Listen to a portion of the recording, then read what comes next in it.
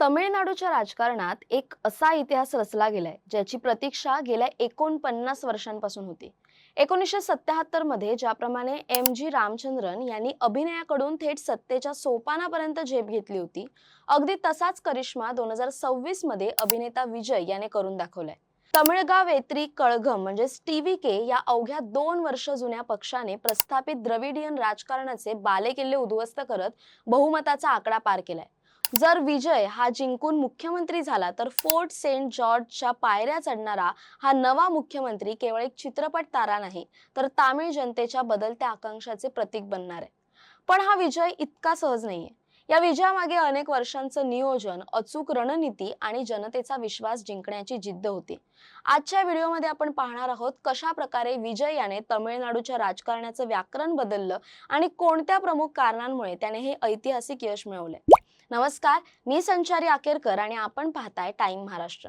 तमिळनाडूच्या निवडणुकीचा निकाल आज जाहीर होतोय आणि विजय थालापती याचा TVK हा पक्ष जिंकून येणार यात काहीच शंका नाहीये. विजयाच्या विजयाचं सर्वात मोठं आणि प्राथमिक कारण म्हणजे विजय मक्कल ईयम.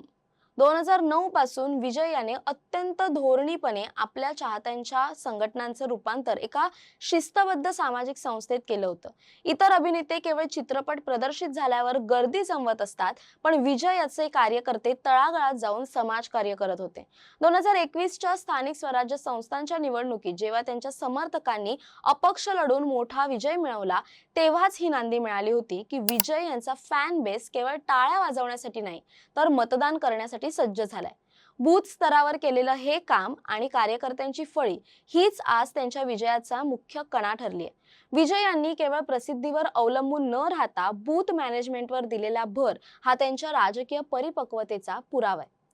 तामिळनाडूचं राजकारण अनेक दशकांपासून DMK आणि AIADMK या दोनच ध्रुवांभोवती फिरत राहिलंय. जनतेमध्ये या दोन्ही पक्षांच्या घराणेशाही आणि भ्रष्टाचाराबद्दल सुप्त संताप होता. विजय यांनी नेमकी हीच नस ओळखली. त्यांनी स्वतःला कोणत्याही आघाडीत सामील न करता स्वबळावर लढण्याचा धाडसी निर्णय घेतला.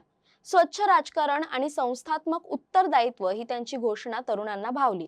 खास करून पहिल्यांदा मतदान करणाऱ्या मतदारांनी विजय यांच्याकडे एक क्लीन अल्टरनेटिव्ह म्हणून पाहिलं. 2019च्या CAA विरोधातील भूमिका असो किंवा बेरोजगारावरील केलेली टीका, विजय यांनी हे सिद्ध केलं की ते केवळ पडद्यावरचे नायक नाही, तर त्यांना जमिनीवरील प्रश्नांची जाण आहे. या अँटी इन्कम्बन्सीला मतांमध्ये रूपांतरित करण्यात त्यांना पूर्णपणे यश आलं. TVKच्या जाहीरनाम्याने तमिळनाडूच्या राजकारणात मोठी खळबळ उडवून दिली.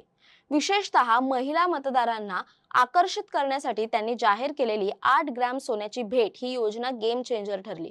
सोन्याचे गगनाला भिडलेले भाव पाहता आर्थिकदृष्ट्या दुर्बल कुटुंबातील मुलींच्या लग्नासाठी दिलेलं हे आश्वासन महिलांच्या मनाला स्पर्श करून दिलं.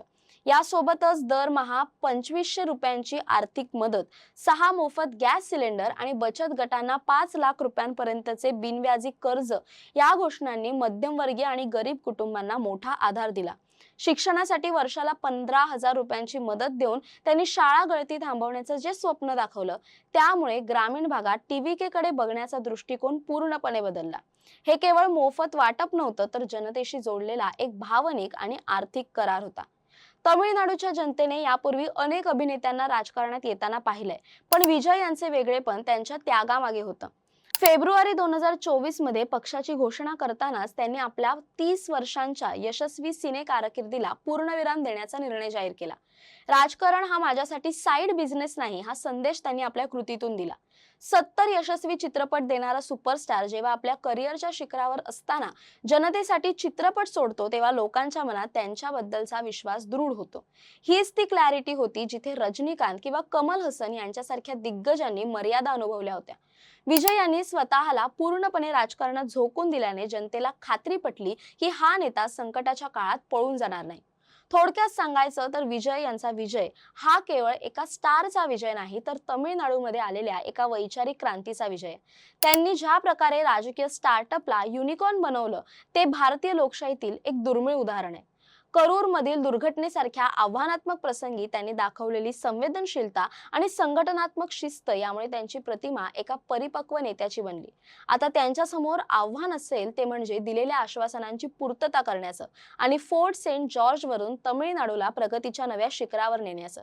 विजय यांच्या या विजयाने हे सिद्ध केलंय की जर नियोजन पक्क असेल आणि नियत साफ असेल तर राजकारणातील सर्वात मोठे किल्लेही सर करता येतात। दरम्यान या सर्वाबद्दल तुमचं काय मत आहे कमेंट करून नक्की कळवा। तसेच अशा नवनवीन व्हिडिओसाठी टाइम महाराष्ट्राला सबस्क्राईब करा।